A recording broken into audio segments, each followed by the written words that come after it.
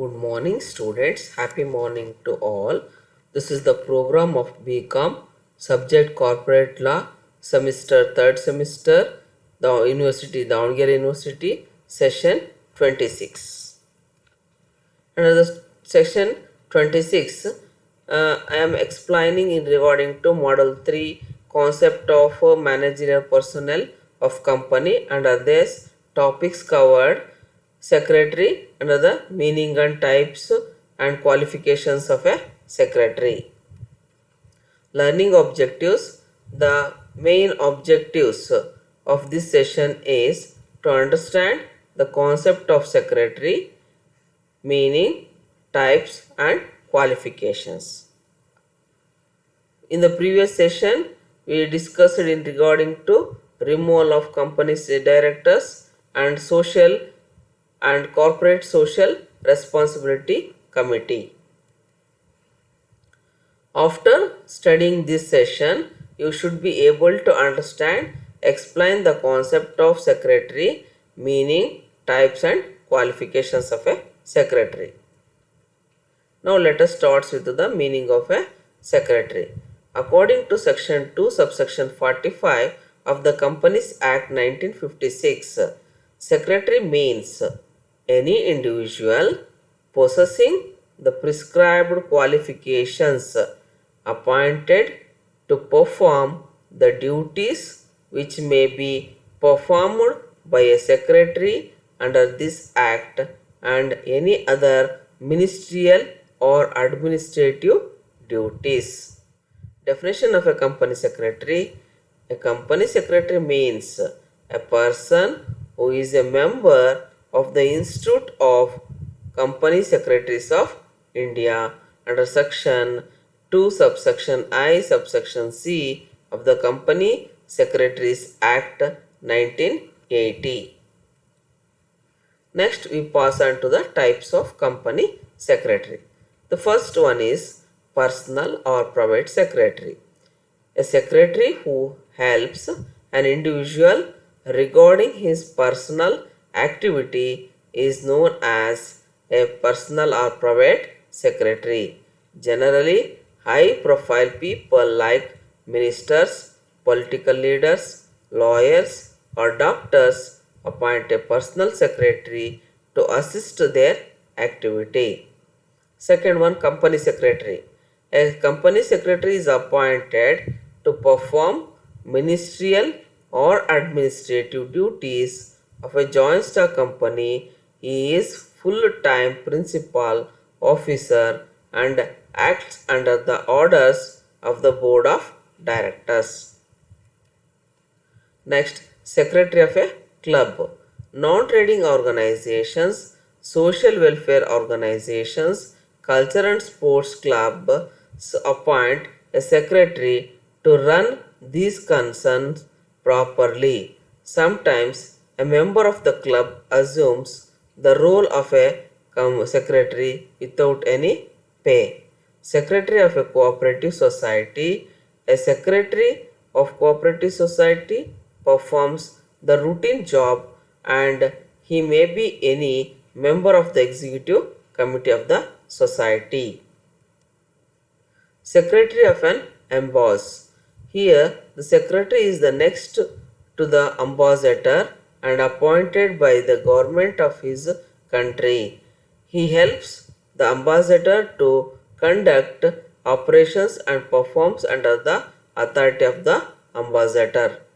Next, secretary of a trade union. A person who conducts and controls the operational activities of the labor organization is known as the secretary of the trade union. He arranges a meeting, prepares minutes of the meeting and keeps a record of the books of account. A secretary of a self-governing body, union council, Upazila council, municipal corporation and district council also appoints a secretary to supervise the daily operation of these bodies. Next, ministerial secretary. Each minister of a government has a chief executive officer who is known as a secretary, such as a foreign secretary, home secretary, education secretary, etc. Ministerial secretary operates the government machinery on behalf of the respective minister. Next, secretary of a political organization. A secretary of a political party may be selected or elected from the party members who hold an important status in the party. He plans and executes policies, organizes the meeting related activities, and acts as a spokesman.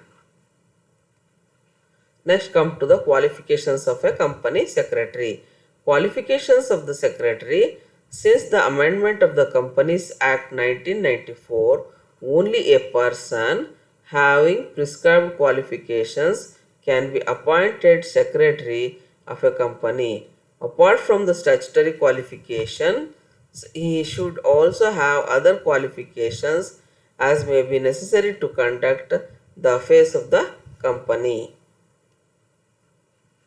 The statutory qualifications are, according to section 2 subsection 45 of the Companies Act 1956 as amended in 1974, a company secretary must possess the qualification prescribed by the central government from time to time. Next, the qualifications are prescribed by the company secretary's qualification rules 1975 for the company for the secretary of a company are: first one, in case of a company having a paid up share capital of rupees 50 lakhs or more, the secretary must be a member of the Institute of Company Secretary of India incorporated under the Companies Act 1956 and licensed under section 25 of that act.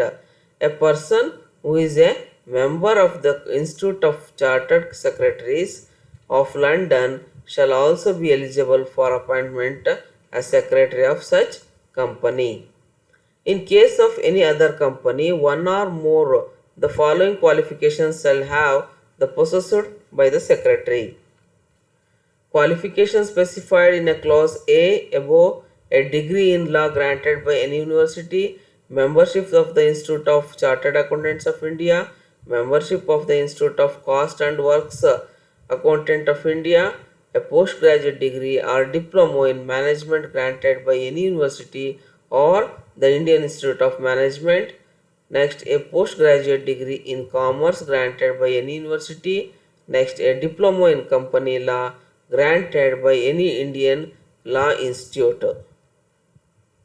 Other qualifications. In order to be company secretary, statutory qualifications are not enough. A company secretary should also possess the following special qualifications. The first one is knowledge of company law. The secretary must know the detailed provisions of the Companies Act and its implications. He must have a knowledge of the rules of meetings. Next, second one, the knowledge of mercantile law.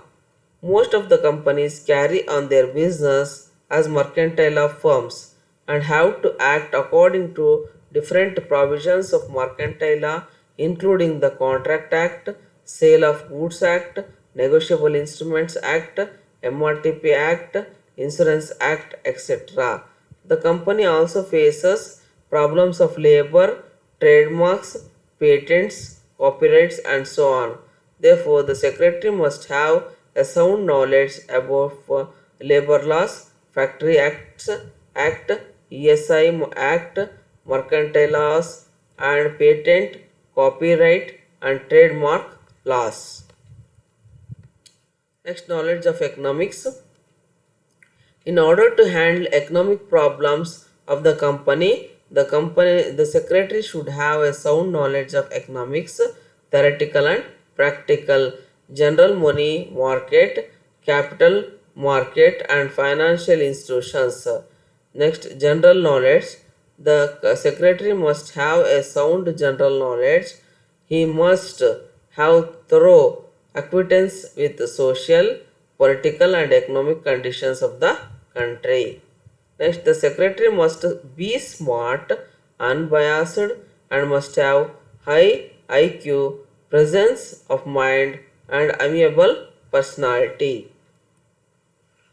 The next qualifications, the secretary of a cooperative society should possess the following qualifications: graduate from a recognized university, a good knowledge of English, a good working knowledge in accountancy, a good knowledge of secretarial practice, a good knowledge of office procedure, and ability of drafting notices, letters, minutes, etc. This is an end part of this session. Summary of the session. A secretary is a person who performs such activities which are confidential in nature. But in modern days, a secretary does not deal with secrets only. He carries on correspondence, documentation, and recording, meeting related functions, supervision, and various administrative jobs. This is an end of this session. Thank you. Thank you to one and all.